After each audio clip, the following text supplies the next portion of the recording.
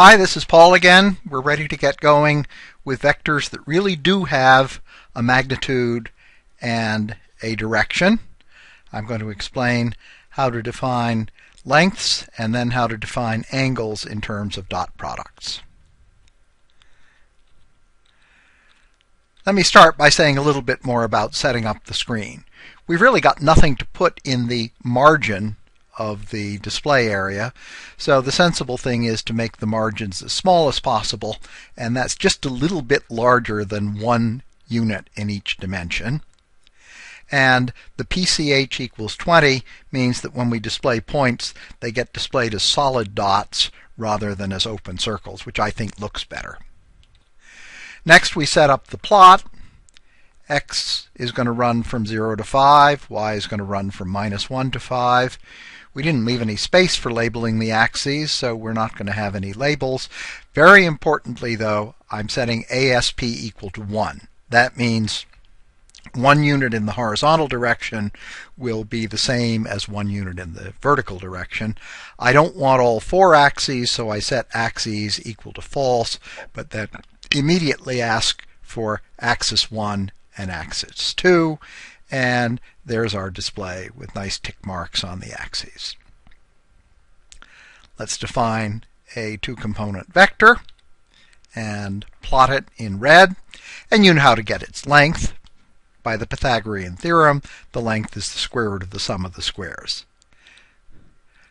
But in R, we can do that much more concisely, because if I ask for v squared, I get a new vector whose 2 components are the square of 4 and the square of 3. If I ask for the sum of v squared, I get the sum of those squares. I can take its square root, so there's the length of the vector in a single shorter instruction. And this works with vectors of any length. W is a vector in R7, and its length is equal to 6. Now that we've seen how to do this, let's define a function to do it once and for all. Since R already has a function called norm beginning with a lowercase n, we'll define norm with a capital N. This is a function. It takes a vector, and what does it do with it? It returns the square root of the sum of the squares. I try it out on our vectors v and w, and get back the answers 5 and 6. Now let's go from lengths to dot products. For dot products, we want 2 different vectors, v1 and v2, and we might as well plot them and have a look at it. If you want to do a dot product by hand, the rule is multiply together the first components, multiply together the second components, take the sum of the products, and the dot product turns out to be 5. But this can be done more concisely. If I ask R to calculate v1 times v2, it obligingly multiplies together the first components and multiplies together the second components. And I ask for the sum of v1 times v2, I get precisely the dot product. So let's define a function to do that. We really want to put the dot between the 2 vectors, and so we define one of these crazy looking functions whose name begins and ends with a % sign. This is a function of 2 vectors, x and y. How do we know they're vectors? In R, everything's a vector. And what value should the function return? The sum of x times y. I can use this as a standard function evaluation, as if its name were something like f. If I do that, I have to leave quotes around the %.%. I get the answer 5. But what makes a whole lot more sense is, say, v1 dot v2. That's the usual way of expressing the dot product, and we're getting the right answer. If I want the length of v, I've got most of the work done. It's just the square root of the dot product of v with itself. Now we can introduce angles. Our definition of the angle is in terms of dot products. Take the dot product of the 2 vectors, divide by the product of their lengths.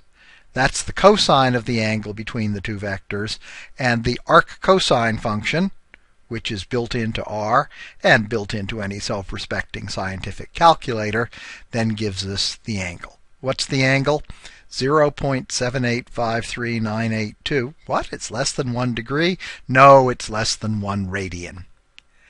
If we want to try to visualize angles, it's really useful to have them come out in degrees. And let's take care of the problem once and for all by defining a new function, a cos with a capital A. That's the arc cosine function, giving the answer in degrees by multiplying by 180 degrees divided by pi. And now if I ask for capital arc cosine of the dot product of v1 and v2 divided by the product of the lengths, the answer we get is 45. If you look at the diagram, yes indeed, the angle between the two black vectors does appear to be about half a right angle. Now, I can shrink or stretch that plot in either dimension. So let me shrink it. And you see what happens. The scales get readjusted in such a way that that angle always appears as a 45-degree angle. That's what it means to have an aspect ratio of 1, and I really get the best useful display if I make the display area be close to a square.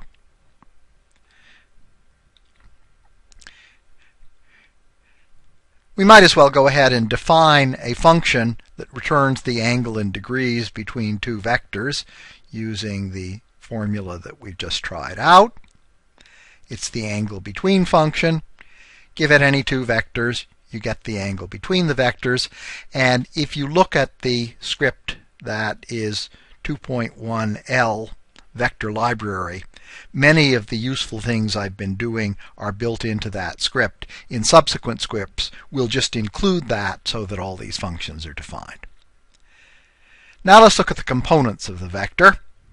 I don't have to reset the margins, but I do want to redo my plot from scratch because I want the value of x to be as large as 15. We might as well give names to our standard basis vectors. I have to use E1.2 because it's the first standard basis vector in R2. That's different from E1.3, which is the vector 1, 0, 0, the first standard basis vector in R3. I can plot these vectors in green. They look exactly as you'd expect, and it's no big surprise that if I take their dot product, I get 0. They are orthogonal vectors. Here's our familiar vector v again. And now I can ask for the angle between the vector v and the first standard basis vector. The answer is close to 37 degrees. This vector is about 37 degrees north of east. That's the usual way of specifying the direction, and it can be calculated by the dot product with the first standard basis vector. If I want the other component, I take the dot product with the second standard basis vector and get the second component, which is 3. Of course, I can make any vector in R2 as a linear combination of the two standard basis vectors. So my new vector, v13, is 12 times the vector that has a 1 in the top position, plus 5 times the vector that has a 1 in the bottom position. That's what it looks like. This seems like a rather roundabout way of describing a vector, but it's going to turn out to be very useful when we want to exploit linearity. Another way to make a vector is to specify the length and the direction. Length 17 directed 28 degrees north of east. We use the familiar sine and cosine functions to break down this 17 into the two other sides of a right triangle. But we've got to remember that the built-in cosine and sine functions want their angles in radians. So we have to take our 28 degrees and multiply by pi over 180 degrees. There's our v17. There's what it looks like when plotted. And we can write a function to do this. It takes the length of the vector and the angle with the first standard basis vector and makes our two-component vector. If we do that, we get almost 15 and almost 8. That's kind of annoying, but I'll show you how to fix that problem in a couple of minutes. First, though, I want to show you how to resolve a vector into one component along a certain unit vector and one perpendicular to that unit vector. If you're taking a physics course, you will find this to be a very standard and useful operation. I'll reset my plot, pick the direction for my unit vector. Rather arbitrarily, I've picked 2, 1, and I turn that vector into a unit vector by dividing by the length of that vector. If we were doing this with pencil and paper, we'd be dealing with messy square roots. But when you do it on a computer, none of that stuff has to bother you. Now let's pick a vector to resolve, a new vector v, plotted in red. And now let's get the component along the direction of our unit vector a unit. What I do is take the dot product of v with a unit and then multiply that number by a unit itself, and you'll see when I plot the vector v1, it's in the direction of a unit, but it has a length appropriate to my vector a. Appropriate in what sense? Well, what's left over is perpendicular to my unit vector. What's left over is the vector v minus v1. We'll call it v2. And when I plot it, I will plot it as going from the end of v1 to the end of v, so that you can see I have very nicely resolved the red vector into the sum of two mutually perpendicular green vectors, one of which is along the same direction as my original vector a. I mentioned earlier it would be nice if 28 degrees were really a conventional name for the smallest angle in an 8, 15, 17 right triangle. And I can do that as follows. I take the arc cosine of 15/17, convert it to degrees, and assign it to the r variable a28. A28 is not exactly 28, it's 28.07 and change, but it has the nice property that if I use that as the direction in making a vector of length 17, the components turn out to be precisely the integers 15 and 8. And in the library script, I've put in all the angles that appear in the 4 best-known Pythagorean triangles: 3, 4, 5, 5, 12, 13, 8, 15, 17, and 7, 24, 25.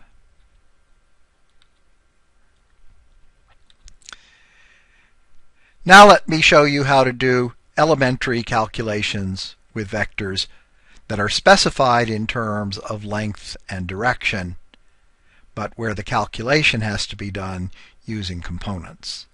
This sort of problem shows up in most every elementary physics course that's ever been taught. I specify 3 legs of the journey of a certain ship, each by magnitude and direction, and I want to know how far has it moved from its starting point and in what direction. So I'll make a blank plot with appropriate dimensions, being very careful to make the aspect ratio equal to 1. And now let's specify some points and vectors. The starting point I will call O.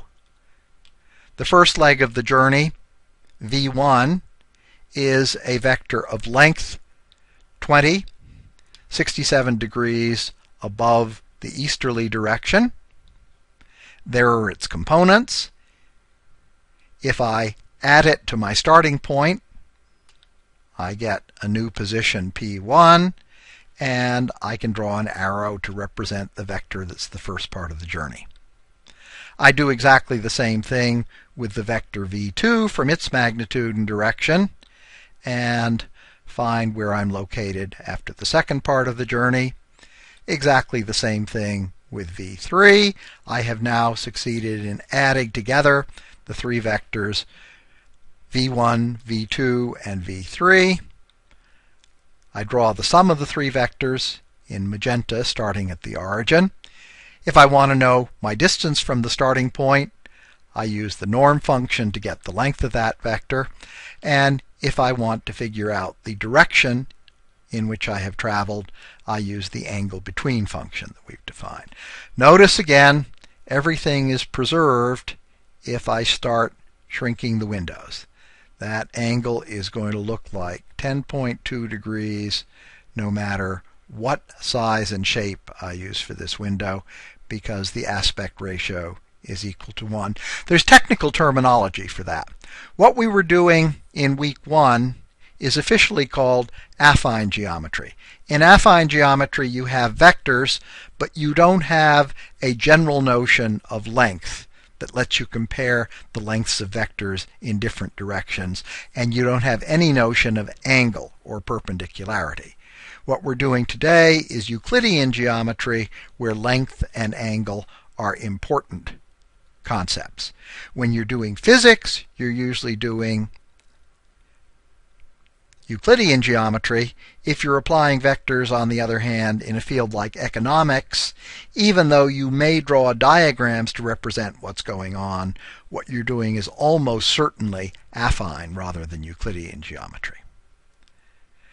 That concludes this video. I assume that before watching this, you had already looked at the first page of the executive summary, and perhaps even better, watched Kate's preview video. There is no script on the second page of the video, of the second page of the executive summary, which consists of a couple of very important short proofs. So you might have a look at that before looking at the third page and then coming to the second video in this sequence.